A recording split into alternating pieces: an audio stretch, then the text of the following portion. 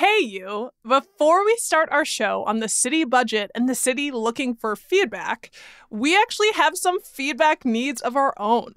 Our annual CityCast audience survey is live, and we'd love to know how you think we're doing.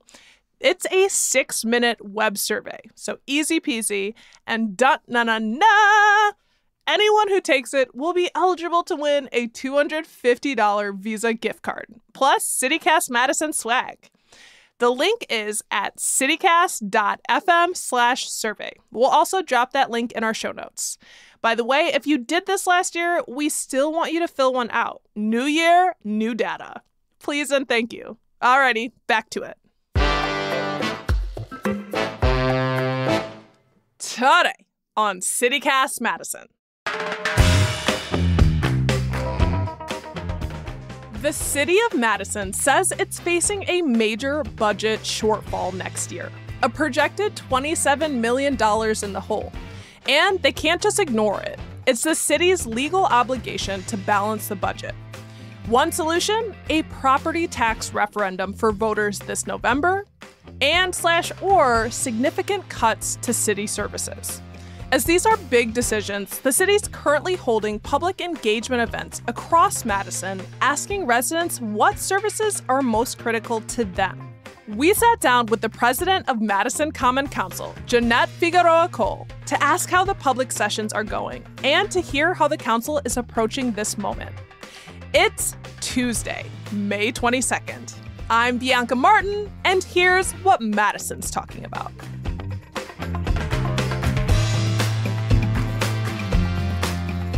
Alder Figueroa Cole, hello. Hello, Bianca. Thank you so much for joining us. You are the council's newest president. Congratulations. Thank you.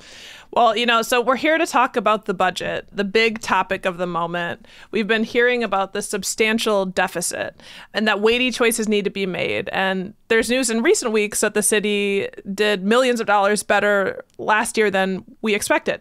Reminder for everyone listening, budgets are projections. So we're going to get into all of that. So I want to note that we will be speaking with the city's director of finance, Dave Schmidtke, next week to get more background on how we got here and all of the numbers. But, we're talking to the head of the Common Council here. First off, can you share what role does the council play in addressing our budget gap and what happens next? So the council plays the most important role, I would say. The mayor has the task of creating the executive budget, and that means that agencies will provide to her their projections for the next year budgets, and then she uses those projections then to build her executive budget. And it goes through a process of public hearings and committees and a lot of discussion that happens in between. Once we go through all those process, comes November, and in November, the executive budget then goes to finance for amendments, and then the council is presented with an amended budget, and the council has the final say on passing that budget. So it's our responsibility to then approve the amended budget that the mayor worked on for most of the year. And we are required by state law to have a balanced budget. So if we don't like something, something that is on the table at the moment, and we want to remove something or add something, it has to be balanced. You're not like an everyday citizen out here, can just rack up debt with no holds bar. You have a responsibility to make sure that it's balanced, and you guys are facing a deficit. There's recent news that last year we ended up doing better as a city than projected. And so I think that has confused a few people about what does this mean for the budget process? And, do we still have a budget gap if last year it did better? What would you say to people about that? So I will say, first of all, the budget is a complicated process. It's not like your home budget. Yes, they're both budgets, but they are very different beasts. It's very complicated. So the more you understand the city budget, the better informed you're going to be on the decisions that need to be made. This money that was reported last week, that is a one moment in time that they will explain better next week. But it's my understanding that is extra revenue that we receive partially from the investments gains on a specific moment in time. Yes. We all know that the market is the market, and that goes up and down all day long, and you just cannot build anything, you're not even your own personal budget, on the fluctuation of the market rate. In past years, as Dave will definitely discuss next week, you'll see that this is not a normal behavior. We usually are on the red when it comes to those kind of returns. So this money can be used to continue to fund the rainy day fund. It can be used to shorten the gap for 2025, but it's not going to help us on future budgets. We're still going to be on a deficit because this is a continued problem that we're having right now. Right. I think that's really important. And as you said, the market fluctuates, and it was a good market. It was a good bond market this year, but it doesn't fix next year and the following, is what you're saying. So correct. If I understand this correctly, before the news last week came out about we were a little bit better off than we thought we were, quite a bit. I understood it that the city is basically creating two plans in response to the deficit. Option one includes a referendum, which I understand is the city's preference to fill the budget gap. Or if a referendum doesn't pass, if voters don't select that, cuts will be required across the board. What in that second plan, if it doesn't pass, what kinds of cuts are we talking about here? We presented a resolution to staff asking them for a referendum option, and then various options that will have a combination of referendum with cuts, with fees, or just whatever new possibilities may still exist. So in the case of cuts, and let's assume that we have $27 million gap and we need to do cuts, that will mean an 8% cut across all agencies to reach $27 million. So there's people out there that feels that we should just focus on funding public safety. So just keep funding MPD and fire and, general services like streets or whatever. If we were to exclude MPD and fire from these cuts, then we are talking about a 15% cut for all the other agencies. The Madison Police Department is $91 million, and the fire department is a little bit over $70 million.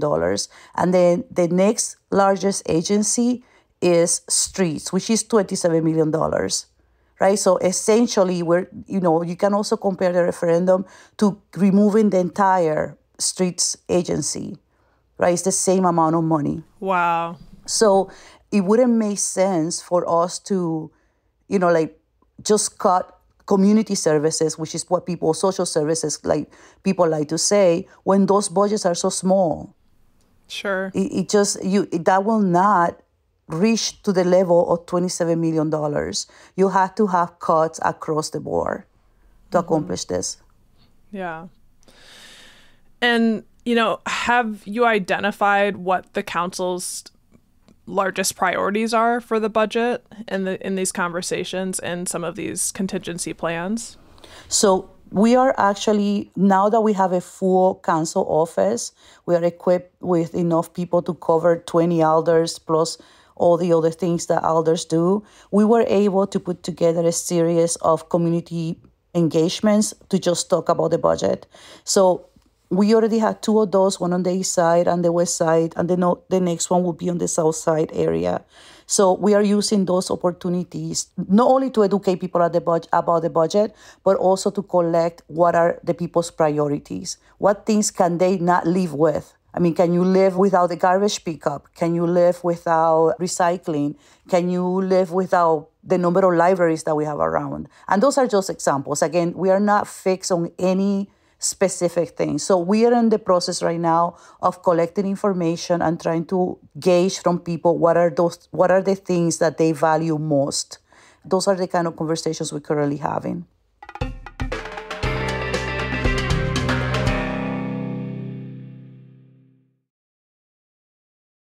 If a referendum doesn't pass, the city will have to cut either 8%, which is a lot of money, or 15% if you don't touch the sort of MPD, the Madison Police Department, and the fire department.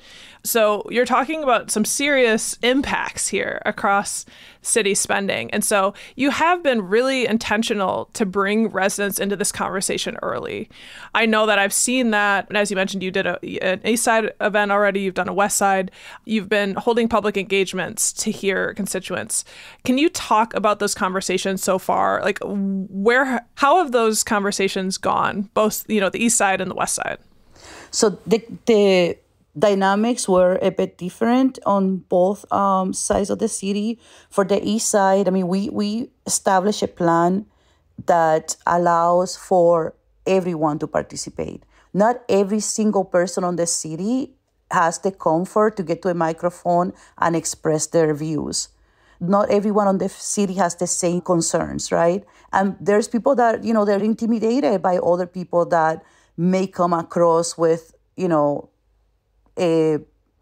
maybe aggressive or more, sometimes even angry tones. So we want to provide a space where we have small group communications and people are able to connect with their own neighbors and understand what are their neighbors' needs. So we really want to open that door to move from these impacts me personally as to move to how does this impact us as the community. On the East Side, this is not a place where we're expecting people to line up for hours and hours and asking repetitive questions. And having the one person answer the question over and over again every 3 other people. That is not what these meetings are about. So for the East Side, we had about 130 people in the room. And we collected about that many questions, ranging about a scope of maybe 22 or some topics. And we will be adding a Q&A to the budget page to make sure those questions are answered. And the council staff also offered to call people individually to answer the questions if we didn't get enough time to answer them at the meeting. So we really being very intentional to provide that feedback and that clarity. For the West Area Plan, we attempted to do the same, but it was different, and people really wanted to be able to just ask their questions, right there and have their questions answered. So it was we didn't have the opportunity of actually having the small group discussions and collect that information in depth from everyone in the room. So we expect for the next meeting to resume to our regional plan and make sure that we are 100% centered on equity for everyone in that room. Mm-hmm. Well, the West Side has been getting a lot of attention lately for all of the heat and emotion that's coming out of residents' desires for the city and city planning. And that's what I understand. That was kind of, sounds like it was a little bit of a tougher conversation. Absolutely. And we were prepared for that. The meeting you're referencing from the West Area Plan, but in my personal opinion, it could have gone even, better if we had given the chance to have those small groups discussions. We are not coming alone to present to the community. We are coming in as a whole city. We have volunteers from other agencies in there. In the West Side area, we have people from the Madison Police Department volunteer to come and work on the small groups. We have the fire department. We have people from economic development, from the mayor's office. We came prepared to serve the community and make sure that their voices were heard. But we kind of missed a bet on that opportunity. Yeah, I really appreciate hearing that you all are collecting all of the comments and questions, and we'll respond to them even if you don't get to them in the meeting. Mm-hmm. And it sounds like maybe things got monopolized, tensions rose. I am curious, have you heard any common threads emerging from these talks regarding spending areas that are no-goes for cuts, maybe, that are standing out to you?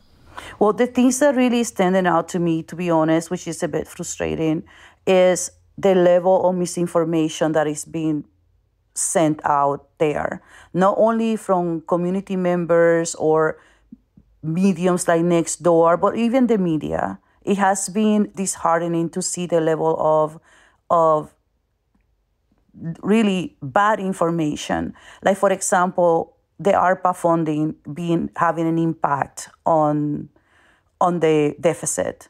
ARPA funding is a different source of funding. In the case of the deficit, we're talking about the general fund, which is the tax source. But ARPA funding is a different source. We don't mix apples with oranges. So for the ARPA funding, we funded one-time services. Once the ARPA funding money is depleted, so does the service. People keep on coming up that we are creating all these new services, and they are somehow impacting the general fund.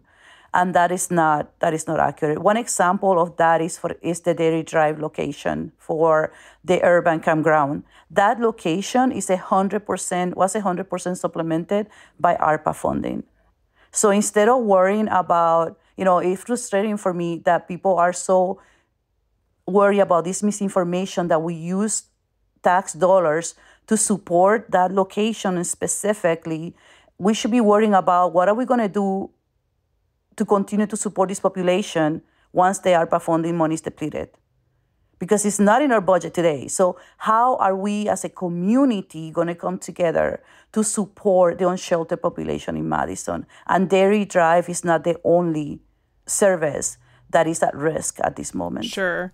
So yeah, it's a temporary houseless encampment on Dairy Drive. And you're saying it was funded by these temporary funds that came during the pandemic, and those aren't there anymore. Correct. So what do we do moving forward? I sat in on a Common Council meeting a few months ago where the budget issue was presented, and it was very clear this is not an A plus B equals C situation. It is a complicated picture, and our constituents, it sounds like, some are maybe struggling grasping what's available to you all in your wheelhouse, like what you're able to do during this budget crisis and how to move forward in terms of what can be cut and the parameters of responding. Does that sound fair?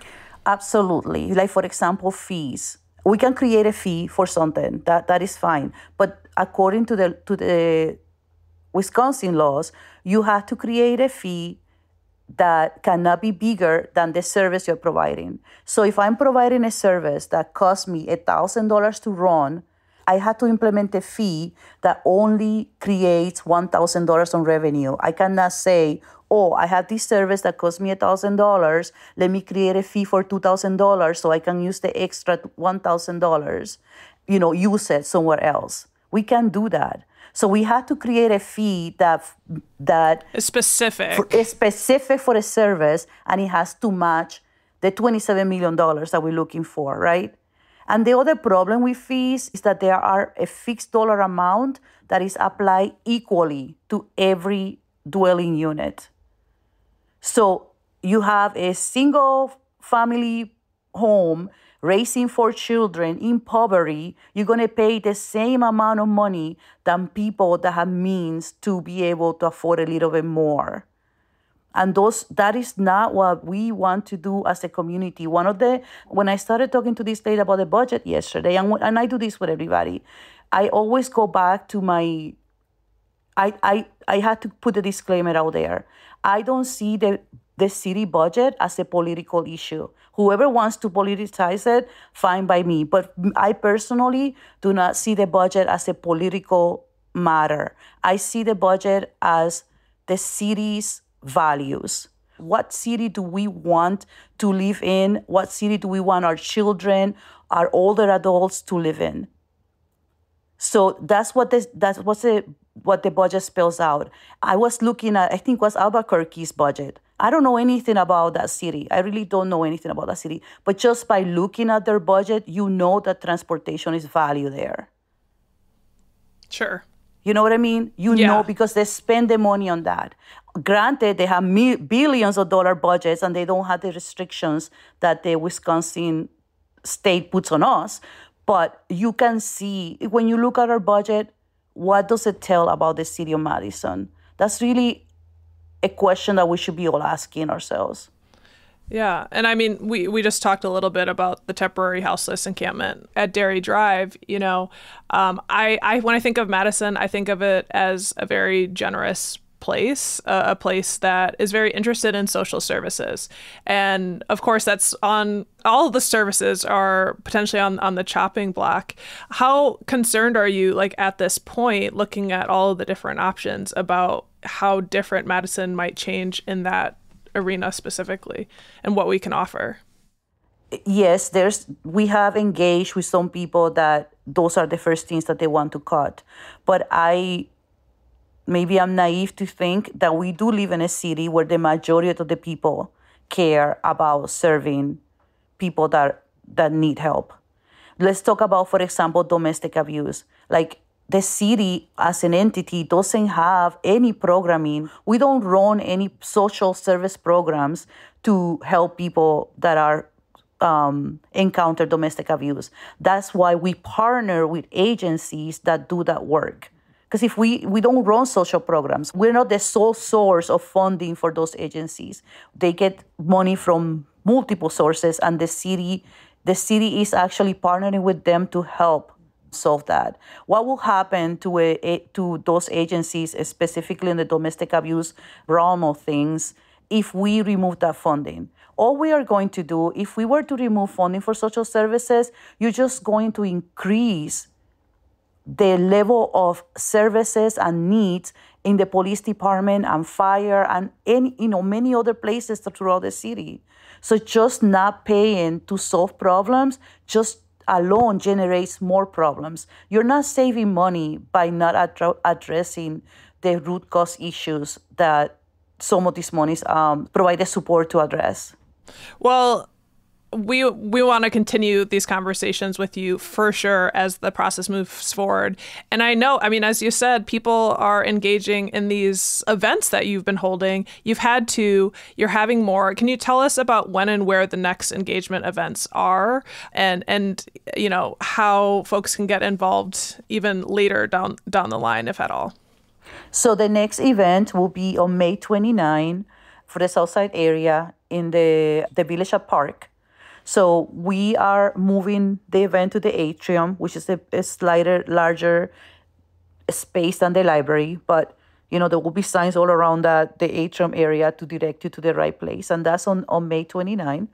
The May 30th event, it's one that we're going to have it as a hybrid option. So people can come in person, but we will also have it live feed going if you are not able to come in person. And then on June 5th, we have in the North Side area, and that one is going to be in Black Hawk Middle School.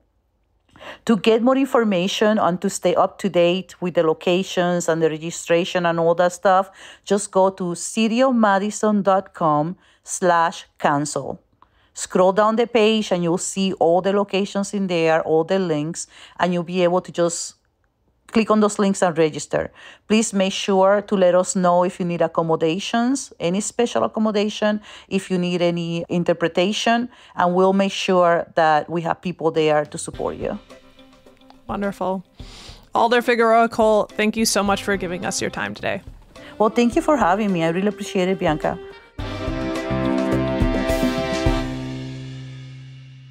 That's Alder Jeanette Figueroa Cole, president of the Madison Common Council. As discussed, the city's public engagement campaign is still in motion. If you want to attend one of the city's upcoming engagement events or find out more information, check out our show notes for a link. Also, do stay tuned for our conversation next week with the city's finance director, Dave Schmidtke, to get the latest on how Madison's budget moves forward.